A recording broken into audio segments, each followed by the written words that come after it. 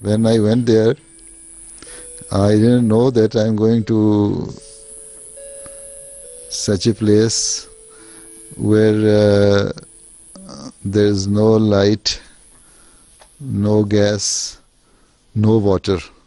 Salamu, salamu, salamu, salamu alaikum ya jama, salamu alaikum ya jama, assalamu alaikum. We bore witness to love.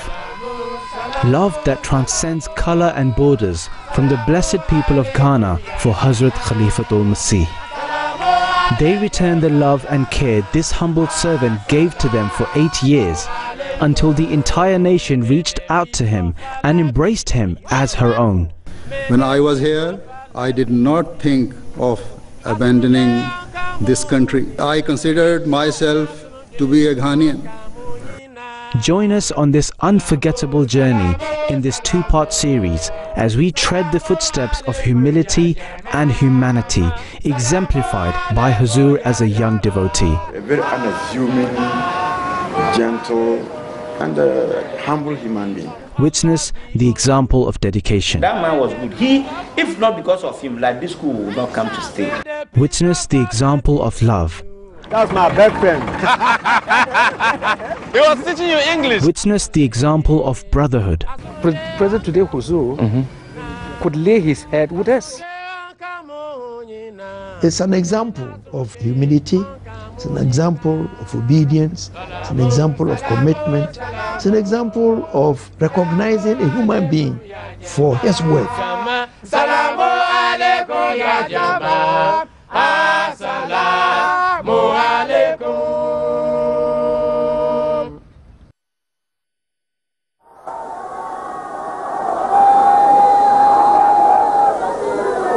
This was the moment dreamt by the thousands, and yet not witnessed until 1970, when Hazrat Khalifatul Masih III graced Ghana with his presence. Little did anyone know what blessed doors this visit would open in the future.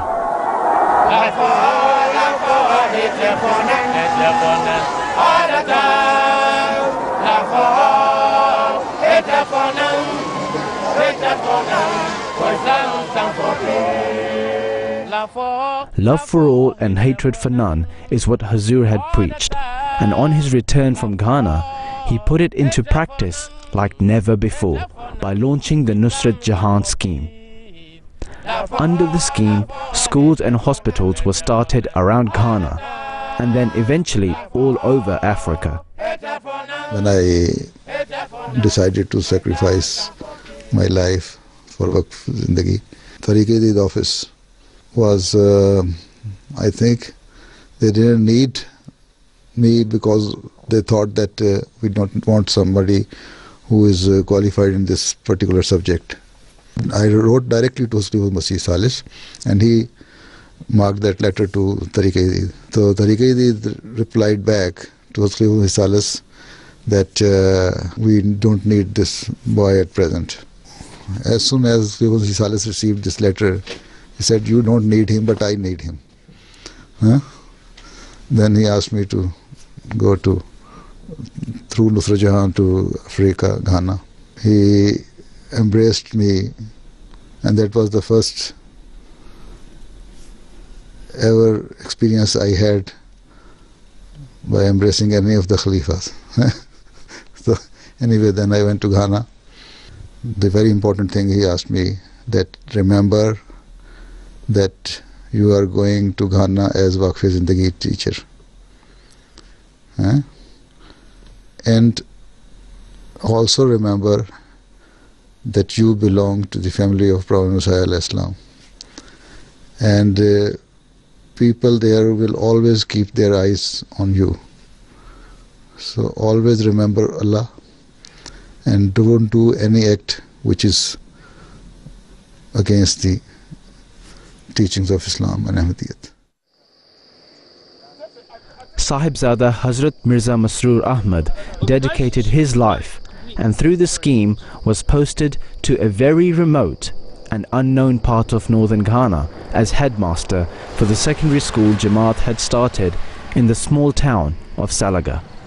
So straight from the comforts of Pakistan to the harshness of the barren north, where Huzur spent an entire year by himself, humbly carrying out his duties. The principal of the school took me along with him from Kumasi to that place, Salaga. It is the remotest town in northern region of Ghana. The house was very small, 2 rooms, just 3-4 feet. On one side there was a kitchen, then toilet, bath. I stayed alone for almost 1 year without my family. First I learnt making chapatis there from our missionaries who was living in Tamale. Early morning for the breakfast, and normally I used to take bread and egg and so on. No afternoon lunch. Like an evening, after closing from the school, around 4 o'clock, I'll prepare my food, sardine or yam, or prepare some chapatis. I lost almost 25 pounds of my weight at that time. Later on it was okay. So I enjoyed that adventure also. That was an adventure. Now, 30 years later, we commence our journey from the same place where Huzur began his service as a devotee in Ghana. So I'm now here at the TI Ahmadiyya Secondary School here in Salaga, and first of all, it was this place, this secondary school, that Huzur was first posted to when he arrived from Pakistan to Ghana. And I'm just going to go in there and ask a few people I can find there what they can tell me about Huzur's humble beginnings from here in Salaga. Treading the same footsteps, it's hard to realize what this place was like when Huzur first arrived here. The Talimul Islam Ahmadiyya Secondary School in Salaga is one of the most recognized schools in the area today, with well over 1,000 students attending from all over the region. It is an incredibly huge establishment with all learning resources readily available for a range of students from different backgrounds and religions. But 30 years earlier, such a teaching facility was impossible to imagine in this region, as secular education was an absolute no for any child. Today, it's a very different story, as you can see. I can't believe what I'm seeing. How many do we have here? 1, 2, 3,000 plus 2,000? Well, I don't know. You tell me for yourself. So many of them here. And 30 years ago, when Huzur was here, it was almost an impossibility trying to convince parents to send their children to school. 30 years on, look at the numbers of students here. Woo. Salaga was hundreds of miles away from the rapidly progressing winds of Accra. If this region of Ghana was to progress, then the people had to embrace secular education. Jamaat had built a small school, but the real challenge was getting the students.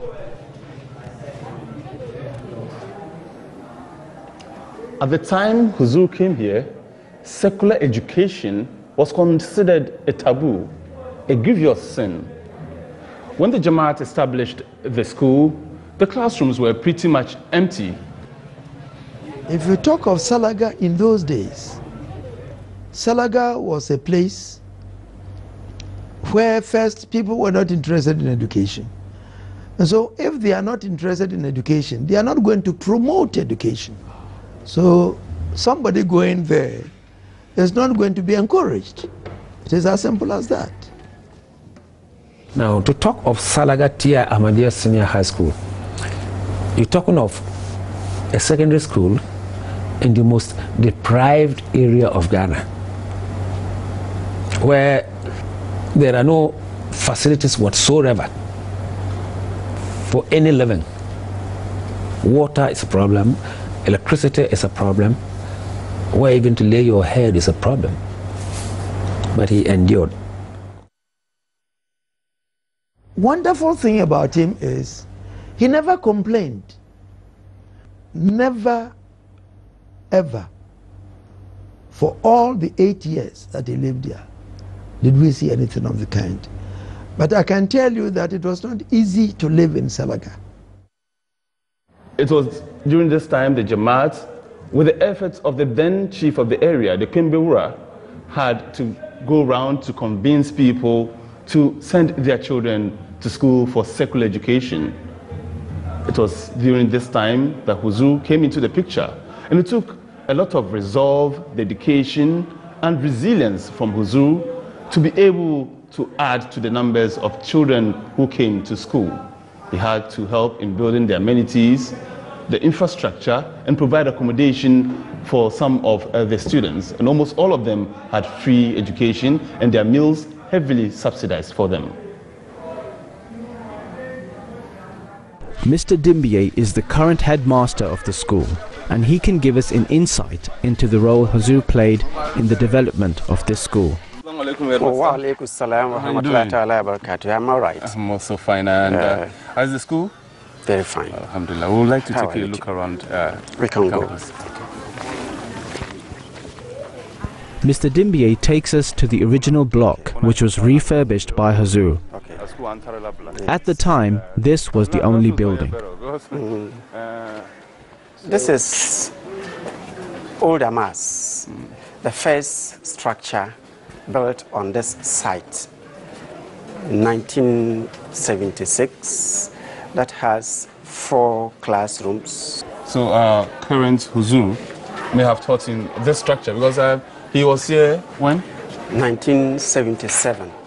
And so definitely as a headmaster, he did not only do administrative work, he also did some teaching in the classrooms. Oh, so headmasters at the time were not only doing administration work, they were also fully participating in teaching. So it's very possible that our current Huzur may have taught in one of these classrooms here. Yes, just that, exactly so. Oh, you see the students there and the classrooms. Yes. So possibly he would have taught here. Yes. So can we go inside the classroom and just replay in our own minds what the situation used to be like? Yes. Assalamu alaikum, everyone. How you all doing? Oh, and so we now have a full classroom. This is about how many students? That's about 60 plus students. 60 plus students. Yes. But 30 years ago, it was very difficult to even have up to 15 students in a class like this. The whole school population was 15. The whole school? The whole school population was 15. Amazing. And look at the number of girls in this classroom alone. But you had only 3 girls in 1971.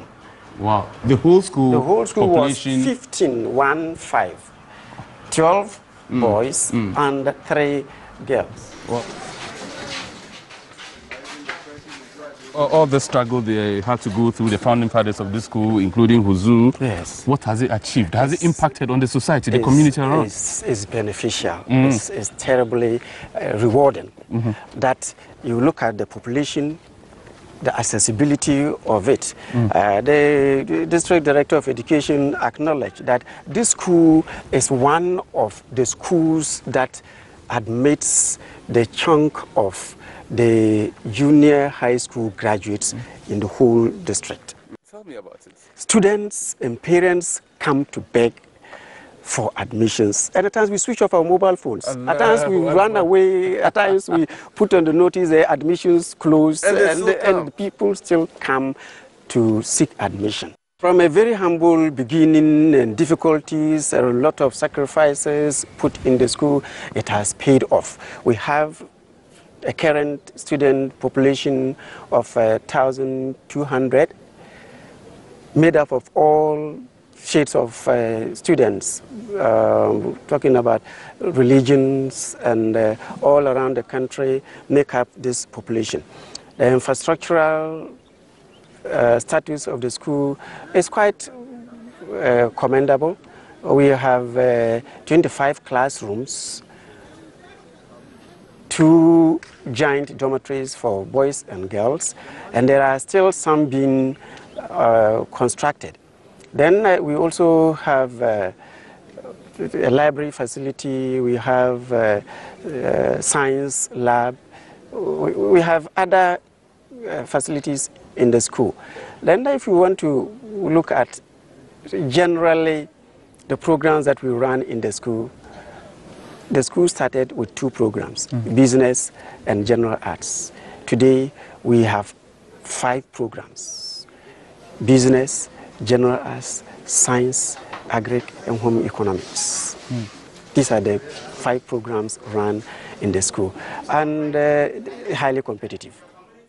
Since its humble beginnings, TI Salaga has made rapid progress through the years, and in its course, it has shaped the lives of people throughout the entire region. And so 30 years on after the establishment of this school, I can't imagine that this school has come this far. This is the cadet corps of the school doing a march past some of the dignitaries on the days there. And some of those people you see on the days there actually include very high-level government officials. Some of them are high-level district chief executives and all that. And some of them did attend this school. This is how far this school has come. And one can only imagine the kind of sacrifice that had to go into establishing this school. The original school at the time of Huzur's arrival was a disused, abandoned building, and Huzur literally had to rebuild the school from the ground up. Salaga is 90 miles away from the nearest city of Tamale, where all the supplies for the school had to be bought from. If he needs anything, he cannot get from the market because it's a small place. So he has to travel to a place like Tamale or to go to Kumasi. Those days, one, you wouldn't even have that luxury of thinking about how many hours are you going to take. That's one. 2, which means of the transport was going to carry you. Is it a tractor or that? The mummy trucks, there was one Tata bus that served from Tamale to Makongo. But even the 3rd day, I was very tiny. I had to struggle between people before I could get to the gates. Days? Did you have a breakdown? No, that was the only means for so many people. Yes, so? The struggle and the competition was high. This was in 83? 83. And Huzur was here in 77 and 79. And so by 83, things may have even improved a bit. Better. Oh. Huzur would travel on public transport available at the time himself 90 miles on dusty, broken roads to Tamale and bring building materials 90 miles back. And public transport in northern Ghana at that time wasn't exactly what you may have in mind. This is the kind of road that Huzur would travel on anytime he needed to travel between Salaga and Tamale, whenever he needed any small thing for his family or for himself. And when he was lucky, he would do this journey on a bus. Otherwise, he had no other choice but to make the journey 90 miles away from here on, well, the notorious mode of transportation known in Ghana as bone shaker. It's a sort of truck made of wood, timber. It's not the type of, metallic, vehicles that we know of. So they call it bone shaker because even the seat is made up of just timber of that, width. We put it there and then you sit on it. Sometimes you take about 2 days to recover from the kind of pain you receive after riding in a vehicle like this. Usually it's made of wooden structures and with big tires, sometimes double tires behind it. And usually it's a rickety vehicle, as you can see. Not much can be said, but during the time Huzur was here, these are the kinds of vehicles he used to travel on whenever he didn't have the government vehicle that would usually take him from Makongo to Tamale through Salaga and all that. So these are the kind of vehicles he used to ride on. Now, what you actually see here is a modern type of bone shaker. We couldn't lay hands on the type that Huzur himself used to ride on, but we are fortunate to have a replica from the TI Ahmadiyya Secondary School in Salaga. I'll now jump on the bone shaker track and have a ride and just have a feel of what Huzur may have been going through whenever he took a ride on a bone shaker. Tamale. Sorry. This is a real life experience about what Huzur actually. This is my first experience, man. Thanks, man.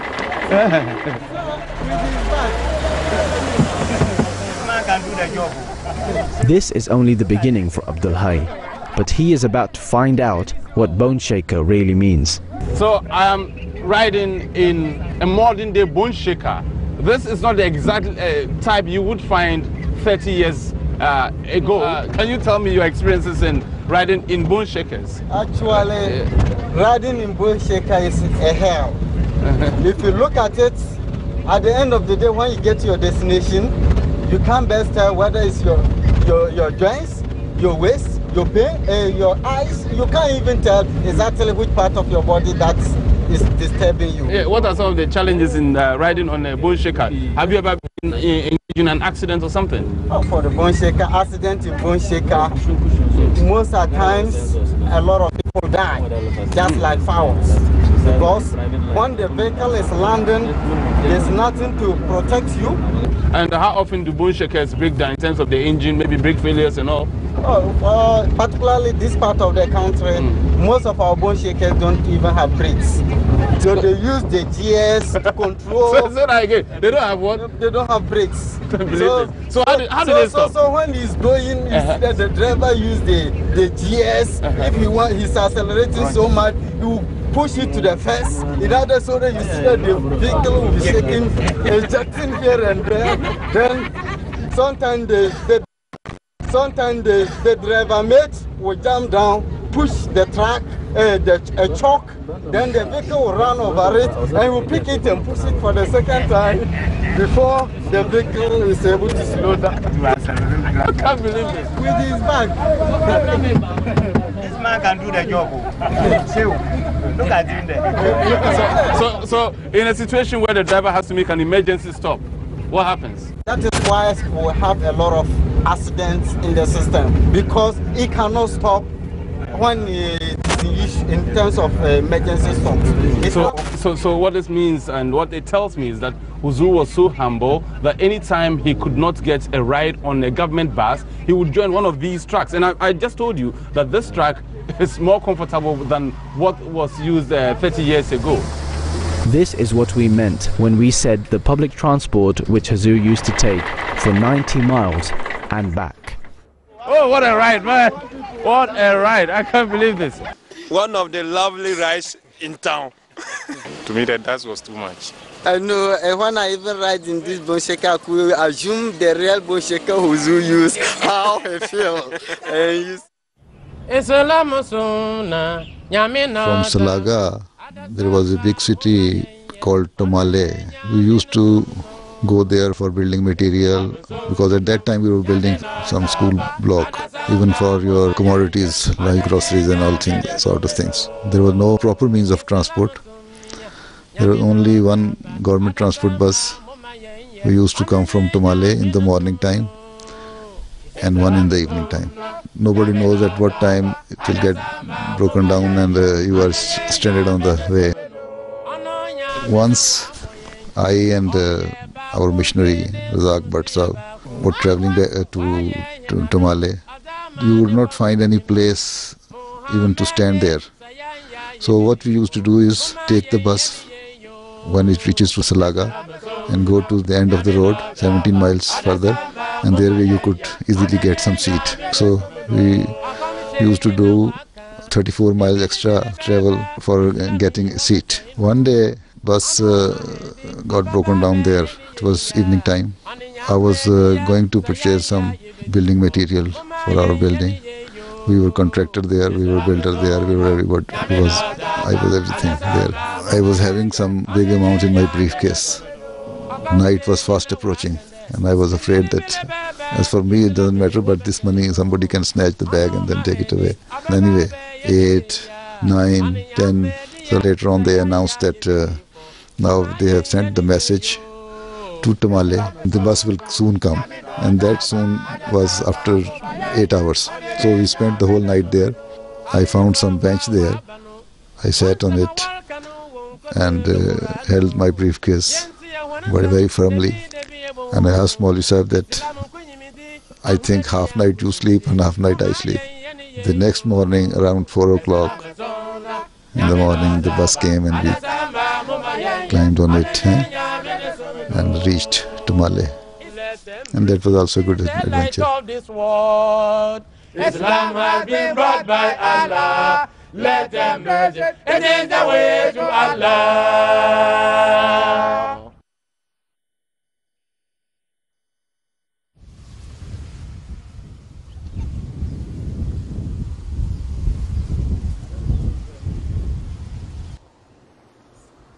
Well, so far I've felt it, I've seen it all, and I've heard it all from people who lived with Huzur whilst he stayed in Salaga.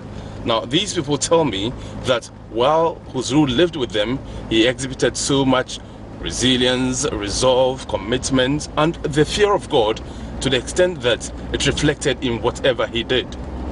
I'm now on my way to a Esachur, where Huzur was posted to after 3 years of service in Salaga to speak to a few people about the life he led whilst he stayed here.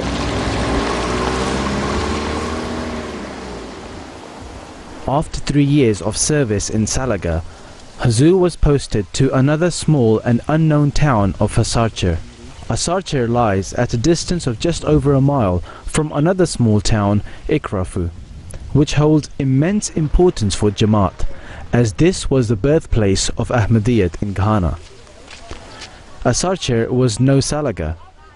Even today it is an incredibly small town, and even if the harsh savanna of the north was switched with a more greener area, Esachur did not come without its challenges for Huzur. Even here, getting students to come to school was no easy task. But it was the wise Ikumfi Paramount Chief Nana Achin who gave his complete support for the school and welcomed the Jamaat to run it. We're here to meet the chief's son, Augustus Achin, who can throw more light on Huzur's time in Esachur. I'm fine. How are you too? I'm very fine. That's good. That's good. Can you tell me about Nana Achin, your father, who used to be chief here? Yeah, Nana Achin, he was the chief of a Kumfi, traditional area, and he ruled for almost 40 years. And even one time he was the presidential commissioner during the Nkrumah regime. Wow. When he was not, when Nkrumah is not there, he used to replace Nkrumah. Those days. Nkrumah, the first president. The first president of Ghana. So this is where he used to live. This where he was. I've heard there's a man Yeah. who came from Pakistan, did some work in the northern region, and then was posted to this very town. Okay, yes, yes. And your father did, what did your father do for you? Yes, the same thing. My father also gave his complete. Do you remember this man? I remember that man. What was his name? He was the Ahmed. Mr. Ahmed. Something Ahmed. That's what you remember, Mr. Yes, Ahmed? that's what I'm. Yes. Okay. He was the headmaster of the Ahmadiyya Secondary School. Yes. So he came. I think when he came, my father welcomed him very well, and he gave out his burden, complete burden to him, on free of charge. Oh. Because my father wanted the school to come and stay. Can I see that building? Yes, you can see. The very first place exactly, your dad gave to him? Place my dad gave to him. So, this is the building? Yes, yes. This is the building. Wow. This is where my father gave it to the first headmaster of the Ahmadiyya. Do you remember the first day he moved in? Yes, they brought him from Accra. So that time my father have already assured the Ameer in Ghana that whoever comes as the headmaster, he is prepared to give out his burden to him. So the burden was just there standby for any whoever who comes in. So your dad was ready to release his building to accommodate the headmaster of the Ahmadiyya Secondary School, of the Ahmadiyya School. Exactly. Here in Esachur. Exactly. Not even the accommodation of even the headmaster alone. He also give out other burdens also for schools and then dormitories as well. And the schools are also here. Which I think we can. Oh, just here? Yes, just here. Before then it was a market. But because my father wanted the school to come and stay, he bought these brick blocks and then fence wall it. For the meantime, the students should be here. So that's the Form 1, Form 2, Form 3. And those days, people doesn't want to patronize, people doesn't want to attend schools. So my father made it compulsory that each and every person in this community should try and bring one of his child to the school. So my father set an example by sending his 2 daughters. Oh, daughters? Yes. Wow. He set that example so that he can hold people to that. Here, eventually, it was a market. This place was a market. Yeah. But because there was no option, so my father sat down and then he said, no, compulsory, because if he made a least mistake, the school will not come to stay. Yeah. So he converted this market into the school. He made this place a school by force. The headmaster, he was a very good friend to my father. Really? So, yes, that Ahmed was, but he was so nice, and he was very committed to the school. He liked the school, and every day he wanted things to be put in order. He was good. That man was good. If not because of him, like this school would not come to stay. Yeah, so now the school is at Ekrofo, between Ekrofo and Isache. So with time, my father sat down. My father found out that no, the place was growing. Yeah. The school was growing. Why do I look a big place for them as a land for them to build a big school? So he started the move. Oh, so he moved himself. He moved, and then he went to in between Ekrofo and Isache. And we had a very big land at that time. I was a young guy, and I was following my father. I think he was in the bush himself. So we have to go to that school. Yes, we have to go to that. The original school, which used to be here, had to move completely to the because it had the numbers exceeded what this building exactly. Whoa, exactly. Whoa, great. Chief Nana Achin was so committed to bringing education to his people that he put up one of his personal houses as accommodation for Huzur and the students. Yes, this is the building.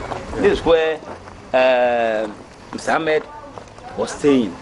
This is where my father gave. This is where our president Huzur used to live. Yes. Where exactly? It's a very big house. Yes, was the whole house? The whole house. The whole house belonged to him? No, he was occupying the top. Oh, okay. And then some of the students were down. Whoa! So he shared a building with students? Exactly. Did he ever complain? Did he ever feel diminished? He never. Never? The man, no, that's why I was saying that the man was so good to a extent that he was committed. And he liked actually the job they've given to him. And he performed the job marvelously. Wow. So that's the main entrance. The whole place was for him, was given out to him. You mean the top? He was staying at the top, so we will go there. Okay. We will go to the top. Yes. So let's go then. Let's go there. Oh, it's quite. Have a look. It's quite a narrow staircase. That's the kitchen. Okay. Wonderful. And has anything changed? That's the kitchen. No, no, nothing. But do you remember some of the food stuff? For instance, you have chapati. Actually, when I come, he gives me tea and egg. A cooked egg. So the egg was fried here, right here in this. He doesn't fry. He doesn't normally fry his egg. He cook it, cooked one. Yeah. Wow. He doesn't fry it. So let me take you to where I've been taken when I come. Those days I was very young. He's a typical Ghana man. He loves his banku. And who made him love tea and egg? Oh, it's a big hall. Yes. It's a very big hall. Yes, that's the hall. Yes. Yes, that's the hall. Okay. When I come to him, he let me sit down here. The wife of the person. There was a dining table here? Yes, a dining table here. And then there was similar seats here. Okay. This man who came all the way from Pakistan and will come down to the level of the local people, would not complain about facilities that were lacking. You as a child and your father's own opinion, what would you say about him? Oh, the man is the type of person which I think if you give him any position or he's very responsible. The man is very, that's why I'm saying that I'm not doubting where he has reached now. Okay. He speaks his mind. The man always speaks his mind. He doesn't have anything within him. That's how I see him. So the day he announced that he was leaving this house, yeah, what was the mood in the house? Actually, my father didn't like it. But it's like something like a contract. The contract has expired. Therefore, you have to go back to Pakistan. So we have no option. It is only the Ameer those days who can say, okay, I'll renew the contract for you to stay back. But I think for that those days, then he was also feeling that at least he have done enough, and the school has gotten a foundation. Therefore, he can leave to Pakistan. So normally that's where if my father he stays at that building where I show you. Yeah. So if he is coming with his car, he'll just park here and then he'll say, call me the white man. So they'll call him and then he'll come here and then maybe relax here. Then my father will be talking to him whatever concerning the school. He is very neat, cleanliness and discipline. Yes, that's what I could remember from him. But discipline and then cleanliness, it was part of. He born once he was having one child. That's what you can remember? Yes, that's what I can remember. Did he ever play with a child? They play. Always he was handling the child. Always. I can't remember very well. He born one, a baby boy. Yeah. Always he was with him. Nice. Always. Now that baby boy is a big man.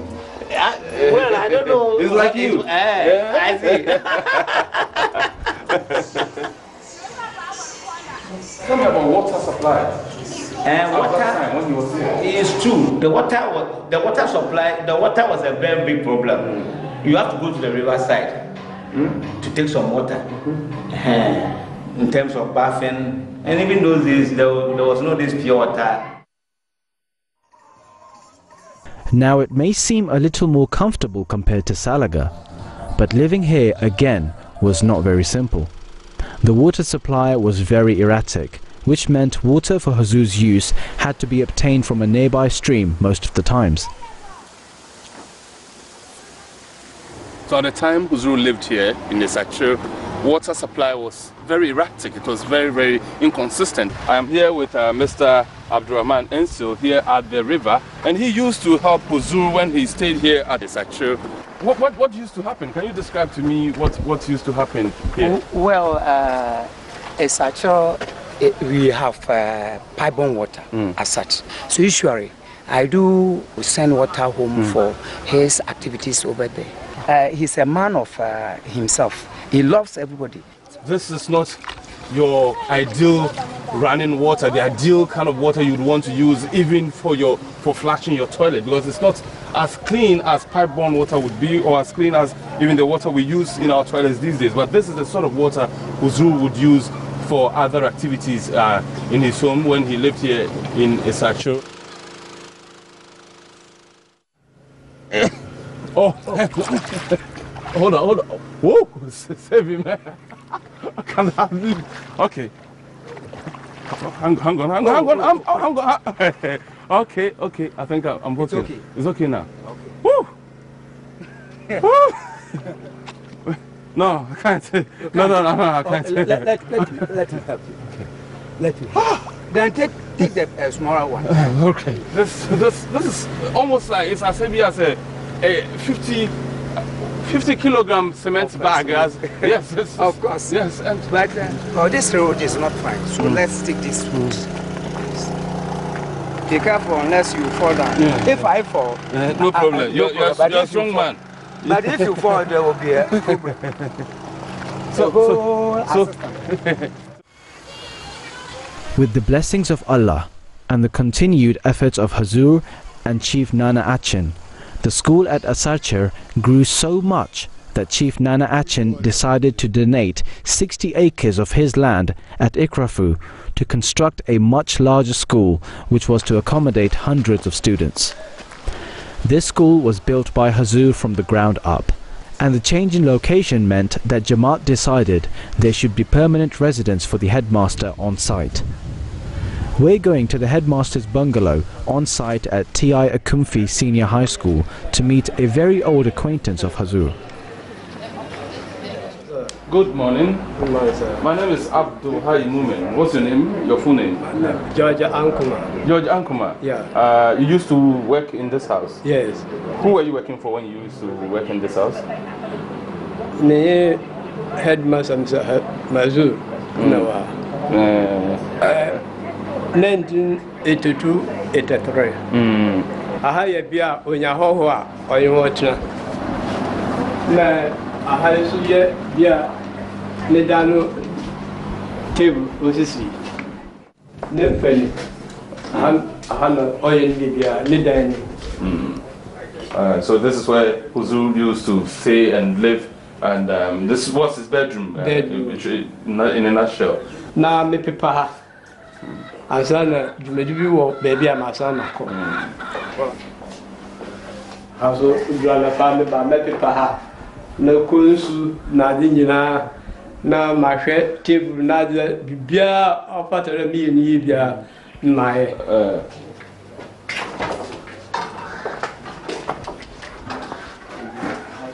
So, what do you remember about this man, Huzur Mirza Masroor Ahmad?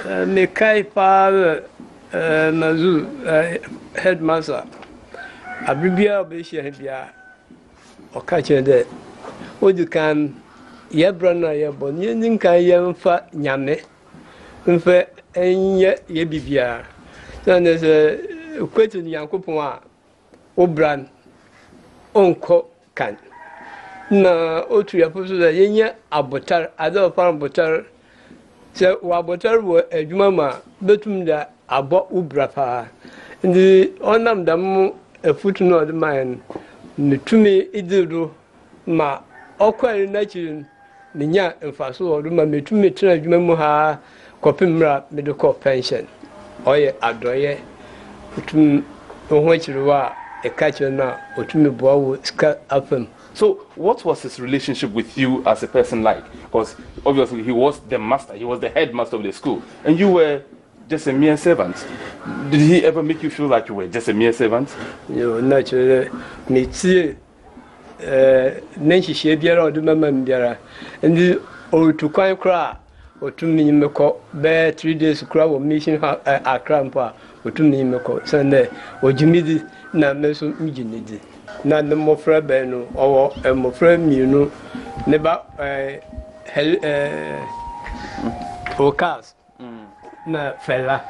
Okay. I'm na mofra munu na mi na and no when you now per massive.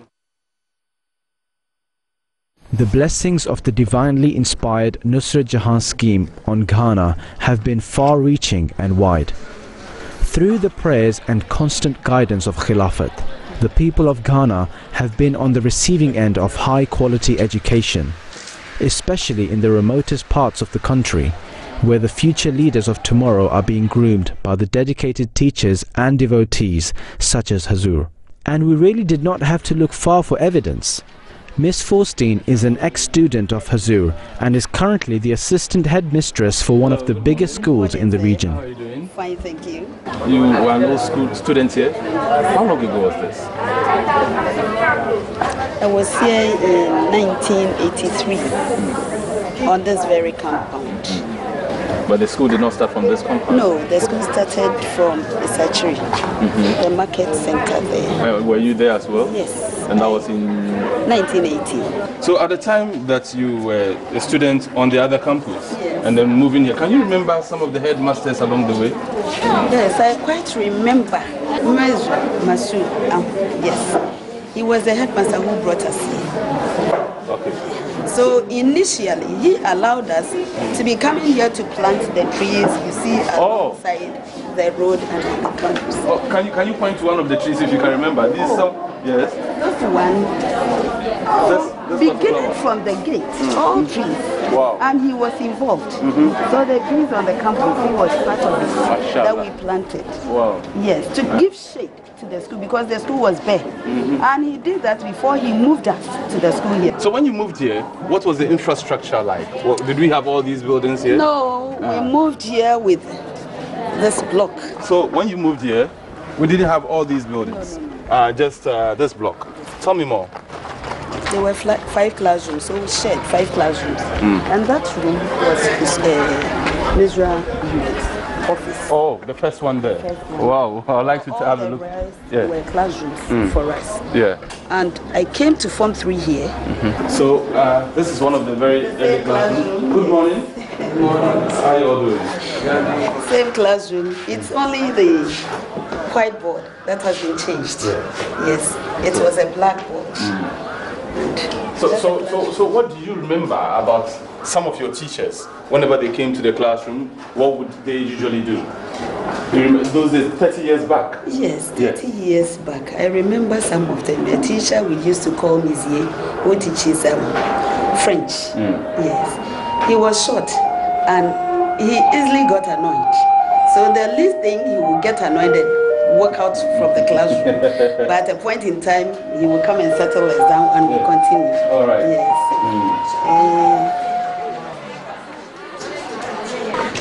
So at the time, Mirza Masroor Ahmad was your headmaster. What kind of headmaster was he?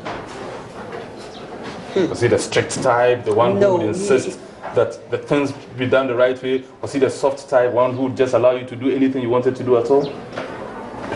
Israel was calm, but strict and firm. Would wish things are done well. Yes. So I quite remember he was meeting us here. That is where we're having our Sunday morning. Where is that? Out here? Out here. Oh, wow. This is where you used to meet during your morning assemblies and all that. Do you remember him saying anything, addressing the assembly in any way? Here. If we want to complete school, then we should know how to behave well. And becoming recalcitrant will not help us. And he knows he is here to help us to learn and grow up well for the society. Yes. So we should listen to whatever they tell us here, not to break school rules, not to do things that put the name of the school into disrepute. So now you are assistant headmistress in one of the biggest senior secondary schools in Ghana. How would you say this school and the moral lessons taught, especially by Mirza Masroor Ahmad, how would you say that has influenced your life? It has influenced my life greatly because I took some of the things he said as I'm talking about. And he made me to develop interest in the Islamic religious knowledge. And I offered that and had one. And that Islamic religious knowledge, I had one, took me to training college at Ula. What I would tell him was when I was on the field, he put me in a track to run. I don't run. He said I should run. You mean sports? Yes. Oh. And he followed me with a cane. First, he finished that. Finish that. So he made me to end my race. Okay. Yes. I quite remember this. So this one, if I tell him, you remember. We're off to meet another person who had the privilege of serving Huzur while he was headmaster here. Mr. Adam Saka, how are you doing? I'm also very fine. When the school was first established, I mean this very campus, who was the headmaster? Okay, the school started at Missionary. Yes. On 1971. Yeah, I mean when you moved here to this campus, do you remember who the headmaster was? It was the Huzur. It was Huzur, Mirza Masroor Ahmad? Yeah. Great. Yeah. And you were working here at the time? Yeah. In what capacity? I was a messenger. You were the messenger, and he was the headmaster. Yeah, so being the headmaster, obviously he had an office. Where was it? Oh, this place. Oh, this? Yeah. Oh, yeah, you okay. can see from so, here. all right. So has anything changed this? Oh, yes, a big thing. There's a cupboard here. Oh, so this was the office, just the small room? Actually, this was the office. Oh, wow. this looks more like a storeroom in somebody's kitchen. But this used to be the office. And being the messenger, did you ever hear him complain about this place being a small office and that he couldn't operate from here? So first of all, start by telling me what your duties were. Being a messenger, I have to go to him, correct the key, open the then clean everything here, and arrange the papers, everything before he comes. Okay. So in case he needs you to send a letter to some place or anything, in case he needs something from the house, just give you a note. You go to the house and give it to the wife, and then he also give you, in case he needed, all sorts of. At the time there were no telephones. He didn't have mobile phones, so he couldn't ring the house, so he had to give you a note. And so whenever he called you in to give you instructions, where would you be? Would you be standing here? Oh yeah. And then put my bag. Okay, so Adam Saka. Oh yeah, I'm here. So you as a messenger at the time, how did he relate to you? Was he commandeering? Was he always he was so kind authoritative? No, he was very kind to me. He was so kind to me. Tell us more. I want to tell me more about the relationship. If you need something, you come to him. Be open and then go to him. You explain things to him. If it is money, if anything else, you go to him. He will listen to you and then he will help you. Whatever you need, you give it to you. Tell us about the beginning of the school and the developments that you are now talking about. The beginning of the school, you see, as I said earlier, they were forced to give scholarship because there were few people at this Kunfin. So the chief, that was the man of the Kunfin traditional area, called all the country, the town people, the chiefs. I need 3 people from your town so that they all sent to the same school so that the school will be filled up. This is what they started. And today was the situation. Exactly. And this and there was a lot of people from outside, even some from Accra, from the northern, the whole way. It's plain to see that nearly everyone who interacted with Huzur at any level was left with a deep impression of his humility and humanity. The school itself is a living example of the tender love and care of Huzur. From a humble office and 1 block, today T.I. Ikumfi Senior High School is a massive facility catering for the educational and essential needs of well over 1,000 young minds. The man responsible for it today is the current headmaster of the school. Assalamu alaikum, sir. Wa alaikum salam. My name is Abdul. Who are you, sir? Well, I'm the headmaster of the school, Mr. Muhammad Akun. So when you moved to this premises at that time, over 30 years ago, yes. The population was just a little over 100. Over 100. What is the population today? Today is 1,346. Oh, that's a huge number. Yes. And you contain all of them on this campus? On this campus. In fact, we have almost 300-400 being day students who come from town. The remaining around about 900 are on campus. 1,346, you said? Yes. That's a huge number. Yes, are students crowded in classrooms? Not so much. Hello, good morning, how are you? Okay. Not so much. All right. So every student has a desk to himself? Yes. At least in the school, every student has a desk to himself. So teaching and learning is relatively comfortable in this school? Wow.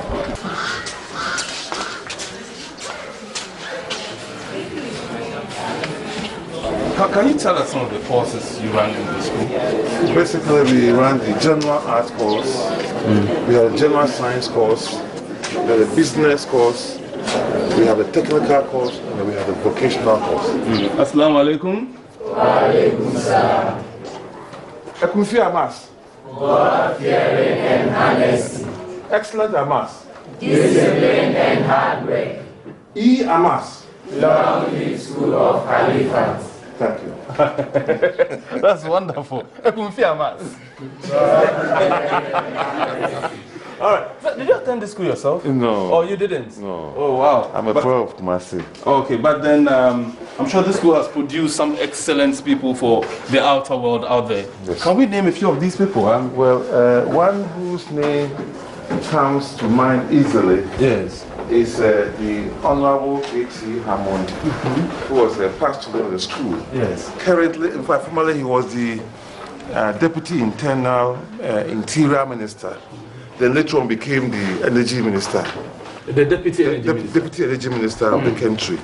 We have Bashuddin Hayford, who is a very good coach in the country, who is now managing Mediama Football Club. Yeah. And we have one Mr. Abakan, who was a lecturer at the University of Cape Coast. Whoa. I'm sure if I gave you the whole day, you keep going on, because you've just mentioned a top government official produced from this school, very top level government official, a top level national coach, a Ghanaian coach, a footballing coach from this country. And then you also mentioned a lecturer at the university. Whoa. So, how about the students in the school right now? What's the level of discipline? You know, if you talk about education, you are talking about morality, sporting, academic, and all those things well harnessed to bring the best out of the children that you handle. At the moment, I can say with that kind of confidence that we are doing our best. We have interest on kind of moral talks in the school. Every Monday morning, we meet at assembly and reorientate the minds of the students to conform to the doctrine of the mission, the teachings of the mission, so that they can prepare themselves for life in future. You just talked about discipline. Yes. Now, students who are not necessarily Muslims, or for that matter, Ahmadis, how comfortable are they within the premises of the school? Our basic principle in this school is that there is no compulsion in religion. Everybody is allowed to worship the way he or she wants. And another principle that we use is that nobody should be converted whilst in school here. Of course, after going through the system, having seen the good side of Islam, if you decide to change when you go out, that one is not our problem. But here, we don't intentionally go around to convert. I've been speaking to a few people who were on this very campus from its very inception. And they tell me that the initial headmasters used to teach. Have you taught before? Yes. Last year, when they were going to do their exams, I realized that there were some few problems with the students. So I had to go in. So what do you teach? What subjects? Chemistry is my subject. Oh, I fear chemistry. Yeah. But can you teach us some chemistry, sir? No problem. Okay. No problem. I'm just pretending to be part of the students. Okay. Probably I'm the tallest student in your class.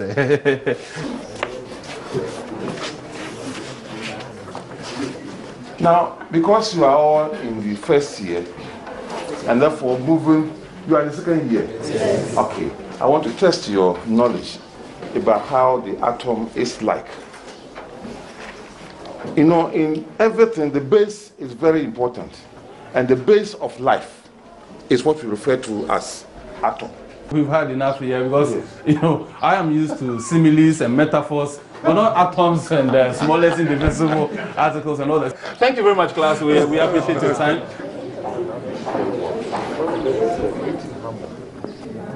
I had the opportunity to go to London through the mission. Okay. So I was there when the message came that Huzur wants to see me. I entered the room. He received me very warmly. And that was your first time of meeting him? My first time of meeting him in a room for 30-45 minutes in his office. So he started asking questions about the school, the population at that time, the staffing. Some of the questions that he asked were this. So did he express interest in the school? You could see passion. I could see from this man that the love he has for this school is so much. Wow. So much that he wants to see this school develop very well. Then he tried to compare other schools and then asked whether my school is doing very well. I told him yes, but there's still more to be done. He looked at me almost after the conversation, and he asked me, Mr. Akonu, can you help in the development of this school? Is it possible you can do it like you have done in other schools? At that moment, I became unsettled. And I didn't know what I said. But immediately what I opened my mind, what came out of it is, yes sir, I will do it. You know, when he was here, he was so affable, so free to talk to. And you will see an aura of spirituality around him. That aura lingers on in this school. No matter what you do, you cannot revolt in this school. We are very hopeful that in the next few years, you will come here and you see a different environment altogether. Inshallah. So, when you interacted with Huzur in his office, out of the numerous schools Ahmadiyya has in the country, he was particular in detail about what happens in Ekrofo TI Ahmadiyya Secondary School. What did that tell you about Huzur and his love and passion for this school? In Esachel, he stayed here for 4 good years. So he had a lot of interaction with the people in this area. And that informed me about the type of passion he had for this school, for which he had to devote much of his time to ask me questions about this school. You realize that the people in this area seem to have helped him in so many ways. So he developed love for the people, not necessarily the school, because he occasionally asked questions about individuals within this society. Is this person there? Is this person there? Yes, then I will answer. So he had that kind of special passion. I don't know, but I saw it in his eyes because the way he was asking the questions. For this particular school, he stayed here for 4 years. Then another issue which is also very important is that he brought the school from the town to this environment. So if the school thrives, it thrives on his prayers. So he has that attachment to this school because of the fact that he took the school from the town and virtually brought it here. Nothing available on the land here, started the process, and then wanting to make sure that this school that he started, this school that he built, this school that he sacrificed everything for, this school that his family all had to come here to sacrifice, will not die. Well, my concern is not only with the Ahmadis in Africa, but with Africa itself. I'm a religious leader who believes in total dedication to the cause of Allah, and if you are honest in that dedication, then you must be dedicated to His creation. I'm training and instructing my community according to the best education and teachings in Islam. That is to say, serve the cause of humanity just for the love of it.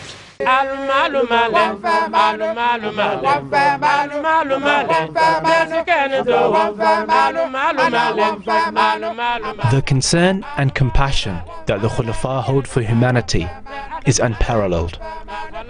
Ever since the Khulafa set foot on the African land, they immediately set in motion plans that would enable the African people to rise up and embrace a brighter future.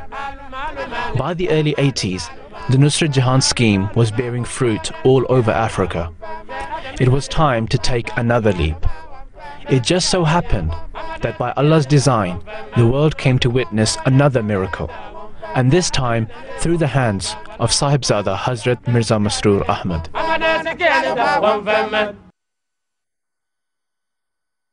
Post-colonial West Africa was at a constant struggle to support its economies, and Ghana was no exception. This is before the discovery of oil. Other than the export of a few food items, such as cocoa and fish, there wasn't much else bringing enough revenue for Ghana. On top of that, one of the most basic requirements of food was not produced at all, but in fact imported from overseas. Due to harsh weather conditions, lack of fertile soil and water, wheat could not be produced in Ghana. Even today, more than 90% of wheat in Ghana is imported from the US. Hazrat Khalifatul Masih IV rahmahullah decided it was time for change. Sahibzada Hazrat Mirza Masroor Ahmad was an accomplished agriculturist with a master's degree in agriculture, and he was stationed in Incharge as headmaster for the TI Ahmadiyya Secondary School at the time. All the trees here were originally planted by Huzur when the school was moved to this location. Not only this, but Huzur for the first time in Ghana had experimented with growing soya bean at the school, which was an incredible success. So much so that the then president of Ghana, Dr. Hila Liman, took a whole sackful away with him after his inspection of the school. This was to be the start of a groundbreaking project, initiated by Hazrat Khalifatul Masih IV rahmahullah. And for this task, Hazrat Sahibzada Mirza Masroor Ahmad was located to the north, this time to Tamale, to start what would come to be known as the Ahmadiyya Agriculture Project.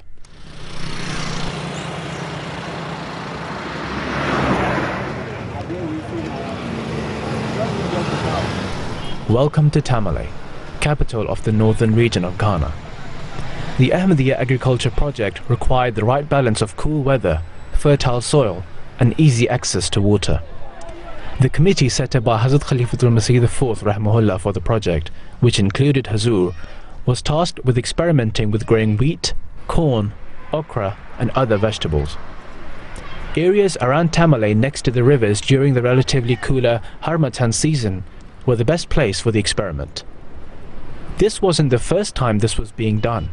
Several government-backed projects had already tried unsuccessfully with over 21 different variations of wheat. All efforts had been abandoned in pursuing matters further. Huzur lacked the support and finances the government projects may have had. For the Jamaat to be successful, it required a miracle to succeed where others had failed. We're on our way to see the very house Huzur relocated to in Tamale, and to show us around, we are going to meet the parents of our very own Abdul, who were Huzur's neighbors during his stay in Tamale. Assalamu alaikum. Alaikum salam wa barakatuh. How are you doing? So, this is where Huzur used to live. Looking at the building itself, it's pretty much humble. How was his reaction? What was his reaction like when you told him this is the house you got for him? Did he like it? Oh, he was very happy. I could see that he was very anxious to move into the house. He was also equally happy that at least he had got a place where he could be very comfortable. And I saw sort of a very unassuming, gentle, and humble human being. That's how I assessed him. Very quiet, very unassuming, and very respectful. All right, so can you show us inside the house? Yeah. This is the living room. This used to be the living room. Yeah, it's now an office. Yeah. Where we had his dining table at the side. Anytime we came in, he would welcome us. Then, of course, my wife would go inside and meet the wife, and I'll be here with him. So when you came in, where did Mommy used to go? Mommy, as soon as she would just take through this door and meet Huzur's wife, and then we'll go into the bedroom. All right, so I'll meet Mommy right there and then ask her what she used to do with Huzur's wife and what some of the activities. Mommy, assalamu alaikum. So when you came in with Daddy, what happened? Anytime I came with my husband, Huzur's wife would meet me and then send me into her bedroom. Yeah, where Even Huzur alone. That time, it used to be, there were 2 bedrooms, but we used to be here. So what's this now? This place is now the office for the regional manager of Ahmadiyya unit. Ahmadiyya Education. Ahmadiyya and Education Unit. Okay. But this used to be one of the living rooms where I used to sit with my friend. Huzur's wife? Yes, please. The children sometimes, sometimes when we came, they would come with Jamila and Nuruhak. Yes. So sometimes they used to play around outside. There's an outhouse there, or they used to be there. Sometimes they would be around with Huzur himself or here. So when there was any communication, then they would run there too. So what were some of the things you used to talk about? Well, we talked about a whole lot of things because at that time things were so difficult. Things were so difficult. There wasn't water. Yeah. Sometimes it was difficult to come by food. So sometimes we lament on some of those things. She would tell me some of the dishes that they liked, and then she would also ask me some of the dishes that we also prefer in. I remember you telling me one time that those times it was so difficult that it was hard to come by water. Yes. So the water you would use to cook, you would use that same water to probably wash your place, use the same water to do other things. So did you ever at any point in time hear him or his wife complain or regret for coming here? Never. They never complained. Anytime you did anything, whatever it was, they were just so content with the situation that they found themselves. Never complained? They never complained. Not even once? Not even once. And you were really very close? Very, very close. Very close. Wow. Very close. And so, can you tell me, Mommy, what your fondest memory of this room is? Because obviously you had a lot of interaction. In fact, not here, but in the kitchen. Oh, can we take a tour to the kitchen then? My memory was in the kitchen. This is a very small kitchen. This is where we used to be. Yes. You can imagine this is the sink. You know, and they had a small table here, a very small work table. And this is where we used to. Sometimes when I came in and we used to come here, where she taught me how to do chapati. Oh. She taught me how to prepare okra stew, which we used to eat with chapati. The chapati. You know, she taught me how to do. So now that's the secret behind this, the taste of your chapati. Oh, right. I now know the secret to my mom's chapati. Yes. So she taught you how to prepare chapati. What did you prepare?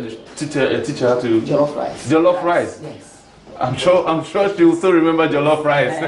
But she also used to cook rice, this colored rice with sugar, which I never ate before. And then she will prepare her rice with what do you call it, pickles. To prepare rice and put pickles, which I never ate before. But it was so nice. I used to enjoy it. And since she went, I don't think I've eaten pickles again. Wow. I'd like to get some. Al-Hajj Momin leads us to his own old house, where he and Huzur would often sit under the trees and enjoy some tea and conversation. So this is your house? Yes, this is where I live. And I used to, in the evening, we used to come and sit down here. Let's say between the hours of 4 and 6.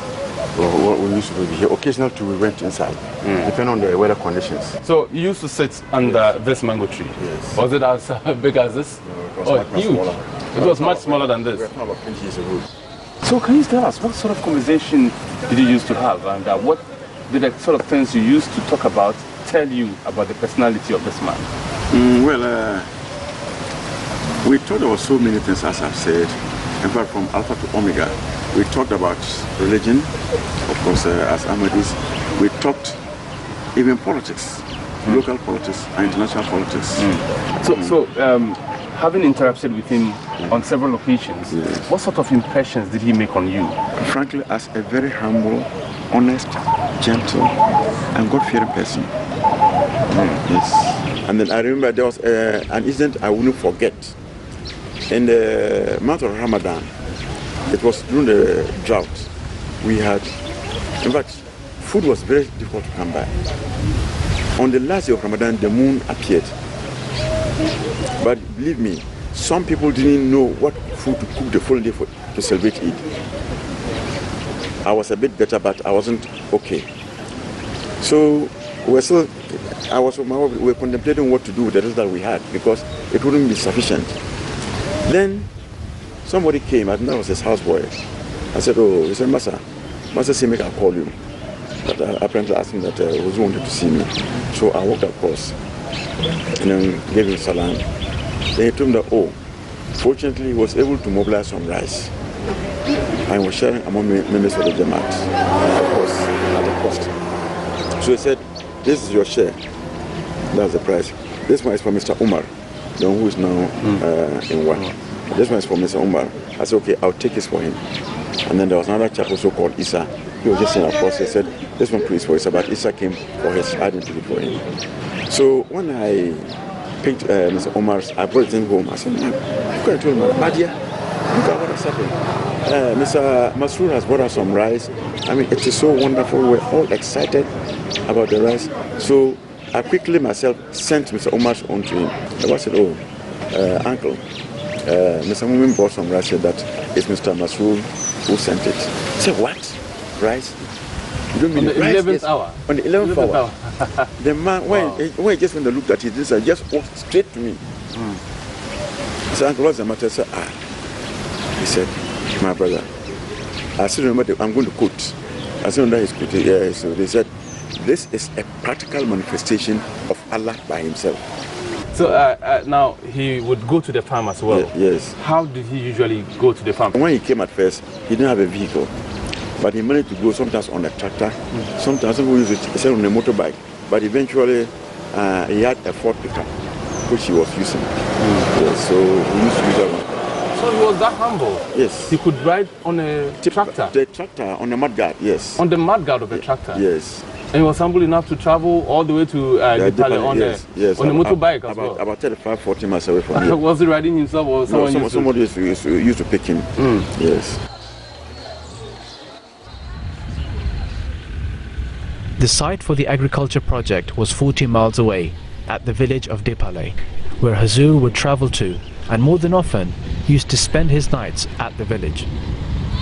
I'm now on my way to Dipale, that very famous village where Huzur first successfully implemented and cultivated wheat for the very first time in Ghana. And prior to this, other government officials and agencies had tried several times to cultivate wheat in Ghana and had in fact concluded that it was an impossibility trying to cultivate wheat in Ghana until Huzur proved all those critics wrong.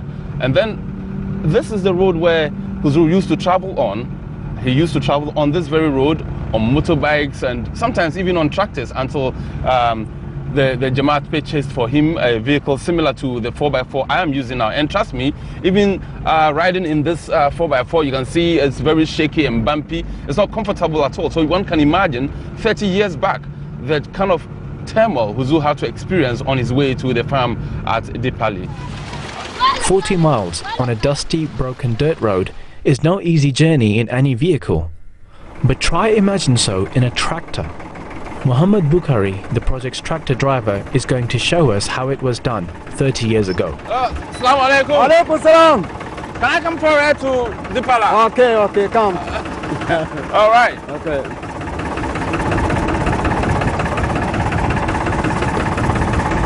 So how are you doing? How are you? I'm fine. Alhamdulillah. How are All right, you? let's go. I'm fine, I'm fine. Your family? Yes, I'm family. All right.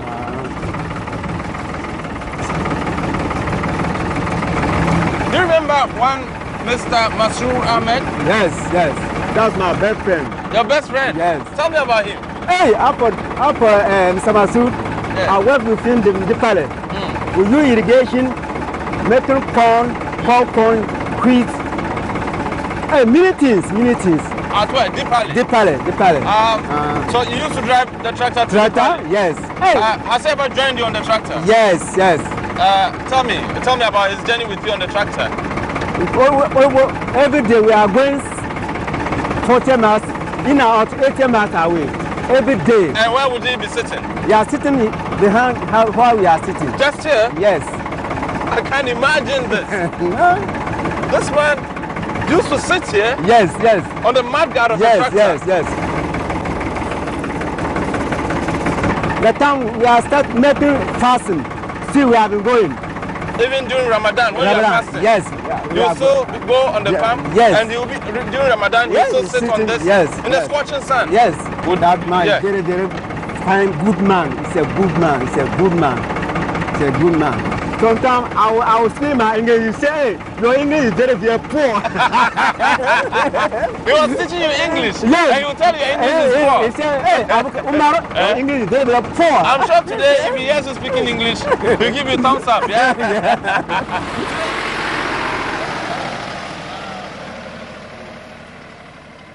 One day, I malo ni yala. Anu shama de benno.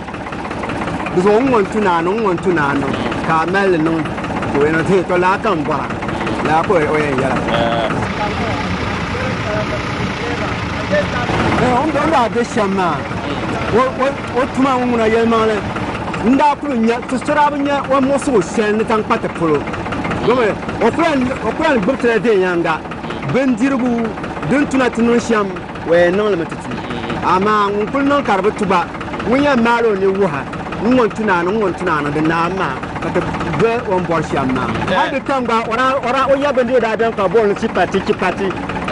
Nda ball of Pam or I pent Montema there summer. Can you young ball of Pamnanji? When I'm bought Pampam Jip. I call marriage. All right. Before the did see wheat in Ghana before. And what did Huzur do? What did Mr. Masroor do to bring the wheat? Alila wheat one Ghana brand of wheat banana Ghana. So when you la Ghana, one she had to quality and that quality the pallet no. So I agree Canada come na batin yele. Don't Brashim na wheat to put on Ghana. The Satin that quality carpul no Oh, then I know to dry. So Panama, I'm gonna tell you. And then could be yellow Puma, one that Diana Casson, something for Uncle Kule, Mamblanga too young Batunda.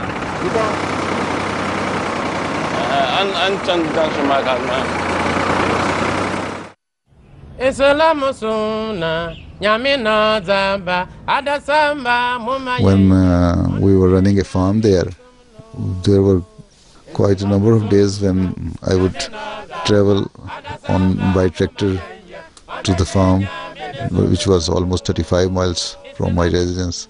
Sometime I used to drive the tractor, and some days I would sit on the mudguard of the tractor. So by the time you would get to the place, you are so tired that it is very much difficult for you to do some job.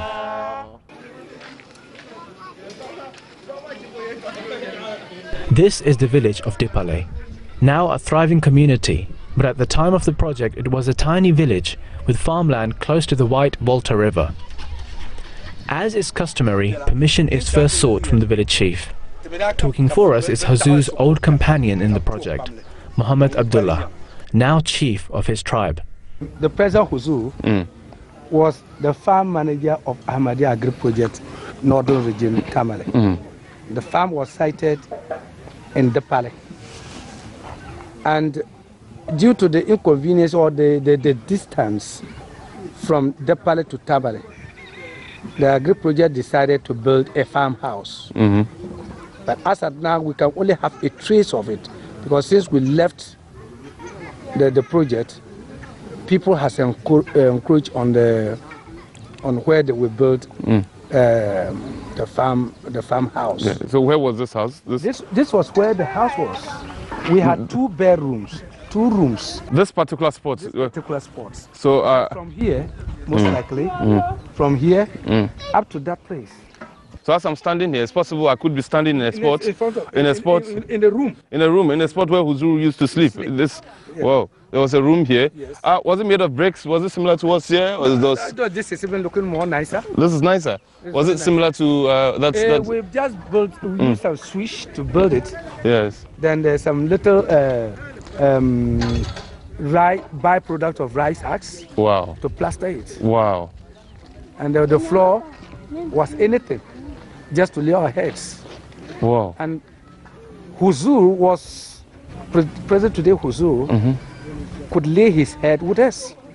Oh, you mean you were all sleeping in the same room? In the same room. You were his work. You were working under him. I was working under him. I was his assistant manager. All right. Oh, yeah. we had to cook our own. And do you know what was happening? Yes. If Huzur was to stay here for 3-4 days, his wife who has to prepare chapati, then some cakes that will survive him for afternoon, evening, and morning for 3 days. You see this? You see this room? Yes. This is a modern room. You call this is a modern room compared to what you and Huzur were saying. Wow. This is a modern room. Very nice. Huzur, we couldn't make a room like this. Oh, yes. And you didn't tell me about the roofing. It was with thatch. This is made of grass. Grass. This is grass. Yes. Yours too was made of grass. We had to buy the grass from this village. Wow. Yes. And well, obviously this is cement. Well polished. Yes, we just use mud to ramp. We use sticks to ramp it so that it could hold.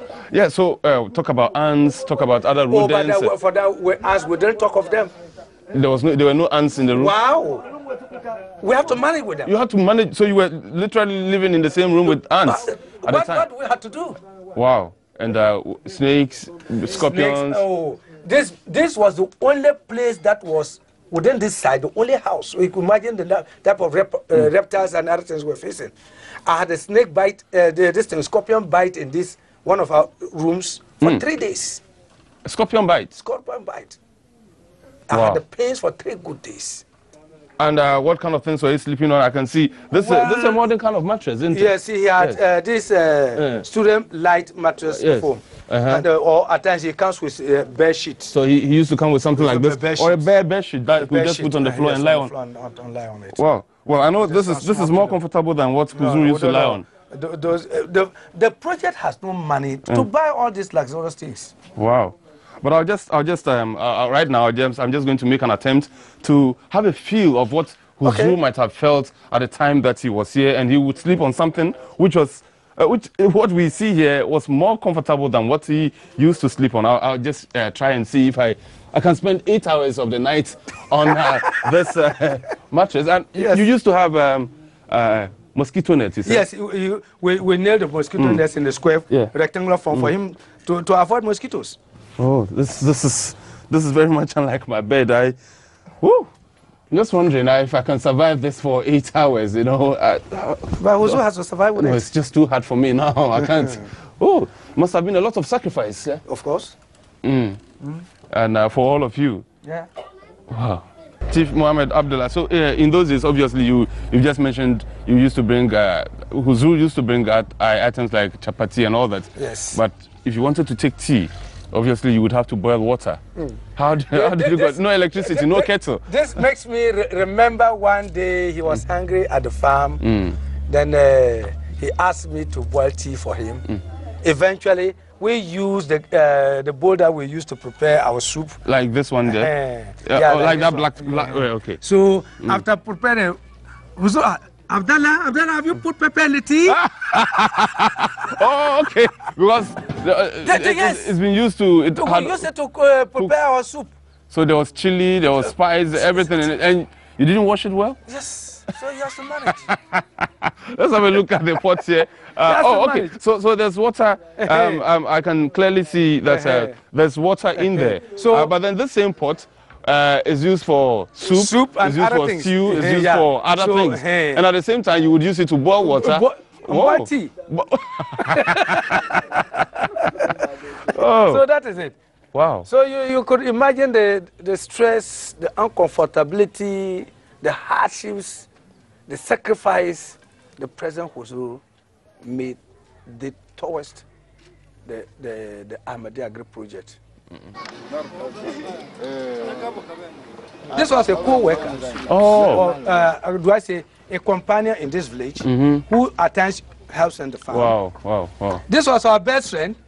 When we needed fish, he could give me a fish.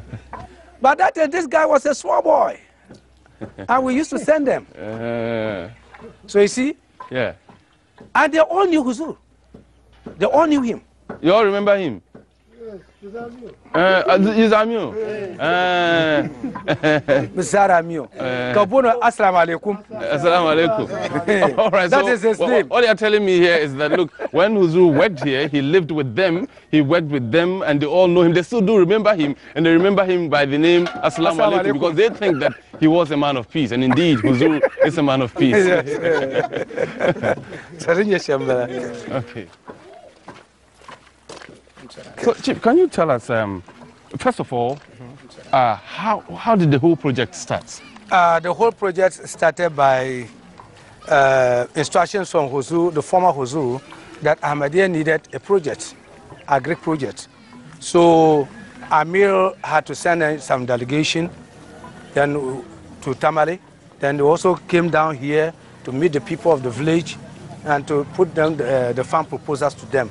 And a land of 1,000 acres was acquired. We didn't pay for it. It was not cashed. And we started the project. Chief, can you take me on a trip to the farm? For sure. I would like to see the farm for myself. For sure. Then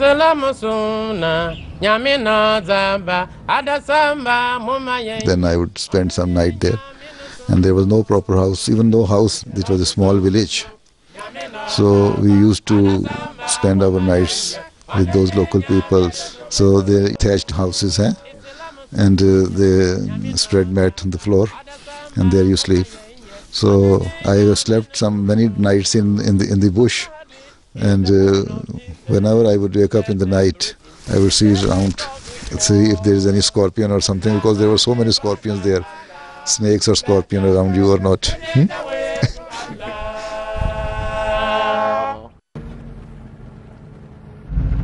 Evening approaches as our journey nears its end. So, Chief, how far is the farm from this village? It is Dipali, but the farm is still ahead, you said? Yes, from Dipali to the farm is about between 3 and 4 kilometers. The nature of this road now, this is the 21st century, is still so bad. I can imagine 30 years back when you used to ply this road all the time. How was it? There was no road. There was no road.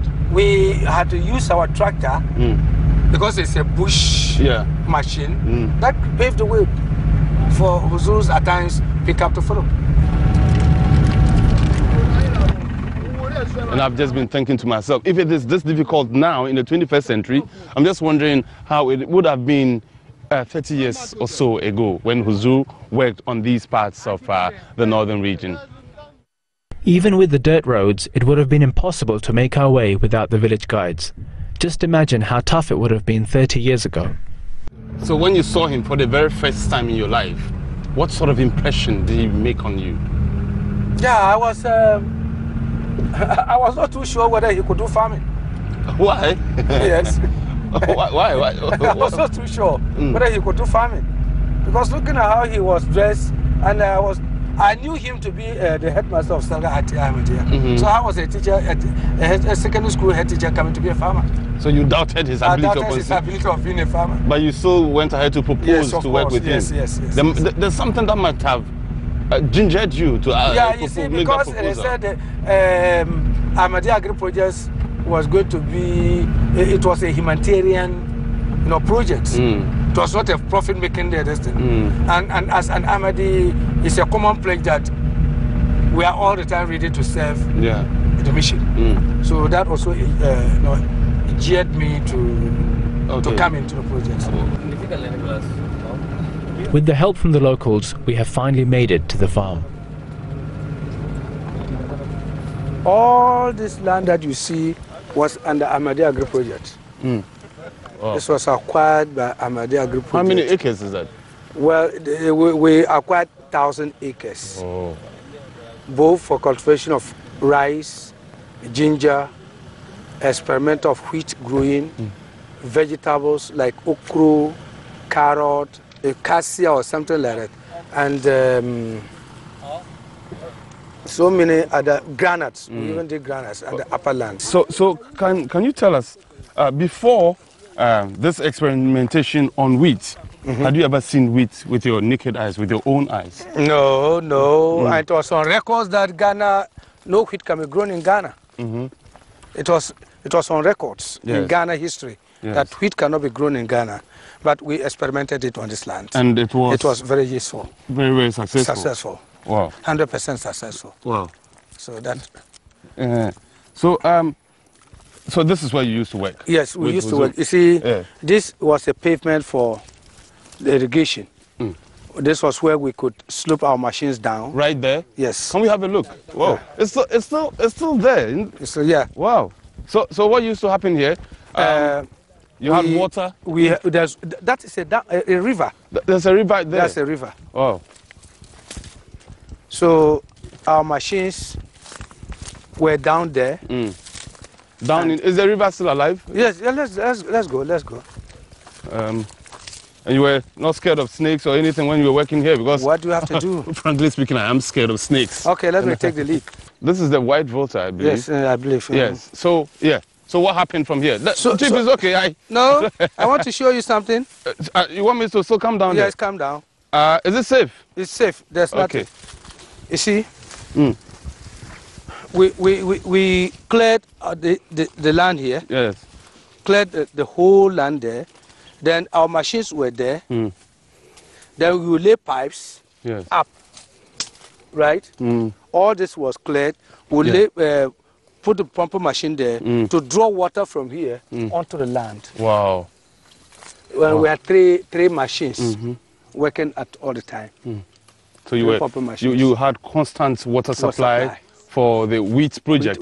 Wheat project. And how many months or years did it take for the project to mature itself, then you could say now it's been successful. Yes, the wheat cultivation was done only at one season. Yeah. We did it once. Yes. And it was successful. Then we did rice irrigation. We did irrigation on rice. Okay. It was also successful. Wow. Then we did vegetables, okra, onion, carrots. Was Huzur actively participating that in, was say, why clearing at the times weeds? that was what at times he has to stay, especially the wheat cultivation was very new. Yeah. I never knew agriculture. He was training me. Yeah.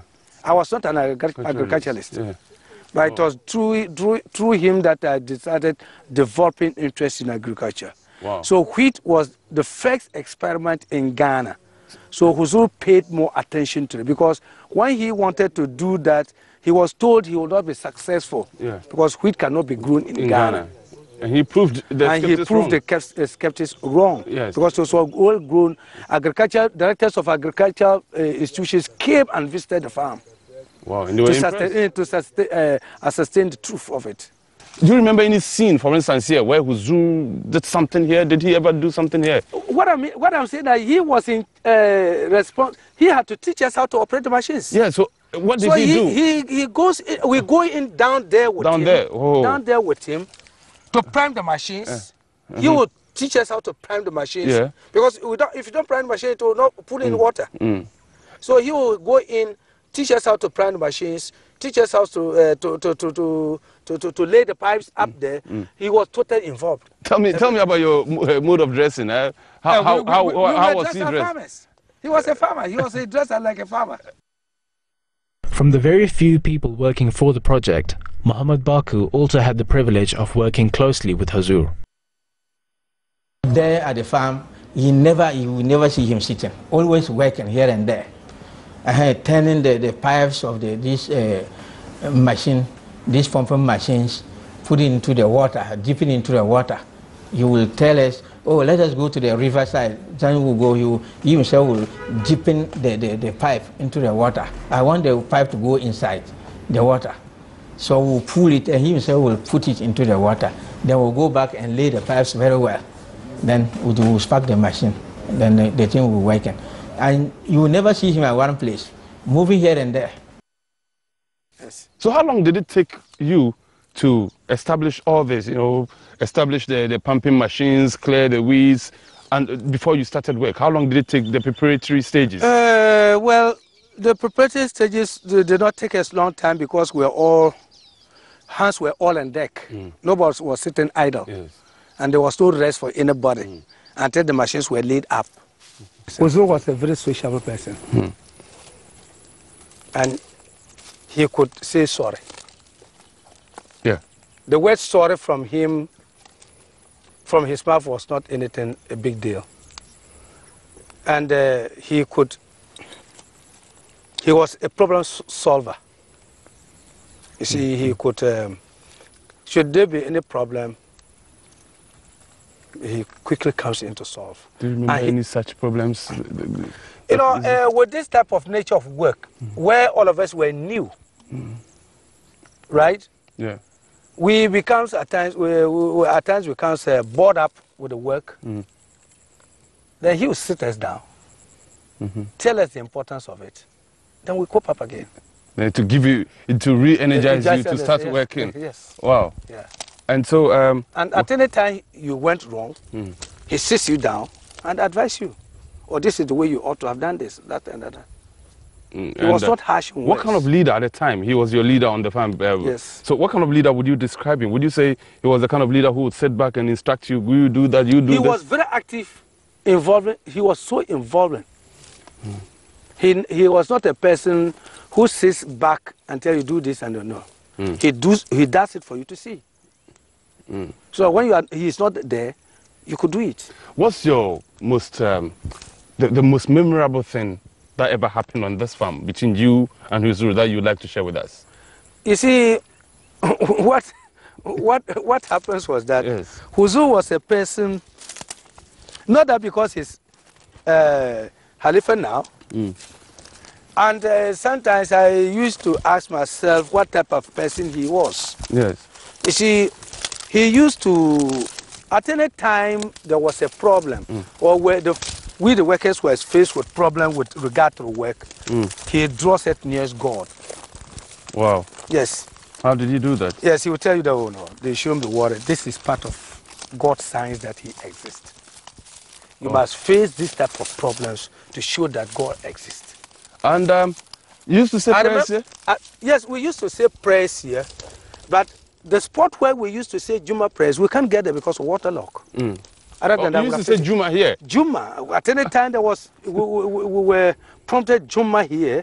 Huzur will make somebody call Azan. How many of you? If you we are 3, 4. Even if you were 3? I remember we were 2 people standing behind Huzur. And there would be a sermon? He would deliver a sermon and will lead us in prayers. Alhamdulillah. Yes. And I could remember one Friday, the missionary and myself, plus Huzur himself, the 3 of us went to the palace. And when it was even time for Juma prayers, he said, Bako, you will call Azan. So I called Azan. Movi Kamar stood before us and gave some small sermon. And then I stood shoulder to shoulder with Huzur, and 3 of us, we prayed. And the whole village, they came and surrounded us. Because they were surprised to see a black man in midst of white men praying. Apart from Juma and advising you, his lifestyle itself, what? He was a very simple lifestyle man. He never wore expensive dresses. And he didn't like expensive food. Whatever was available. That was why he used to ride the tractor. Because at any time he felt that consumption, we had a Ford pickup would consume more petrol.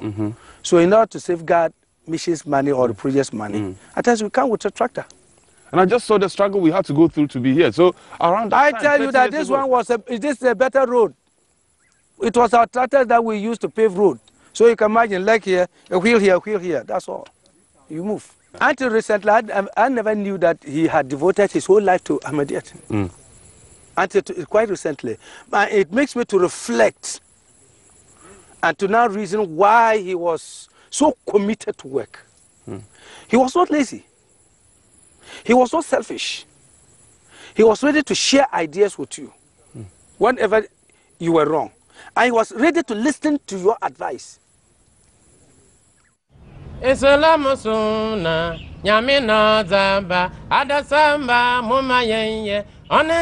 a concept among those agriculture experts that wheat cannot be grown here. But there is some Hamatan season. So I felt that during Hamatan, where the temperature goes down, we can grow wheat. But how? There's no water. I said that I was of the view that if we get water or irrigation facility, then we can grow wheat easily. I asked one of my friends in Nigeria to send me some wheat seed, and that experimented there. It grew very well. We irrigated them with sprinklers. We lift the water from Volta River, and it was quite successful. And even up to now, Ameer Sahib, Ghana, Wahab Sahib has kept that quantity of the wheat into a jar, and he has kept that jar in the exhibition hall of Ghana Jamaat. Up to now, they are very well preserved. Islam has been brought by Allah. Let them merge it. It is the way to Allah. You have been witness to an incredible journey. To be devoted in the service of God is to sacrifice your life, honor, and wealth. It is to exercise the highest level of obedience and humility. It is to treat your fellow man with kindness and kinship. It was these qualities and the prayers of Hazrat Khalifatul Masih that enabled Huzur to succeed where everyone else had failed. A living example for all of us to follow. Huzur spent a total of 8 years of service in Ghana. It's an example of humility, it's an example of obedience, it's an example of commitment, it's an example of recognizing a human being for his worth, what he is. God had a mission for him, so he made sure he protected him, he made sure he groomed him, he made sure he protected him in such a way that nobody in future will have any cause for pointing unnecessary finger at him. He remained humble throughout. He remained dedicated throughout. He, went through all possible hardships that anybody can go through without any complaint. And that is a mark of a real devotee, somebody who is dedicated to the cause. Salamu alaikum ya jama. Assalamu alaikum.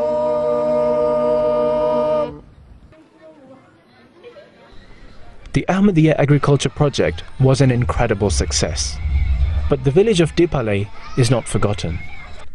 The village that welcomed the Jamaat is now itself a proud owner of a school, a farm that will forever bring a better harvest for all the futures to come.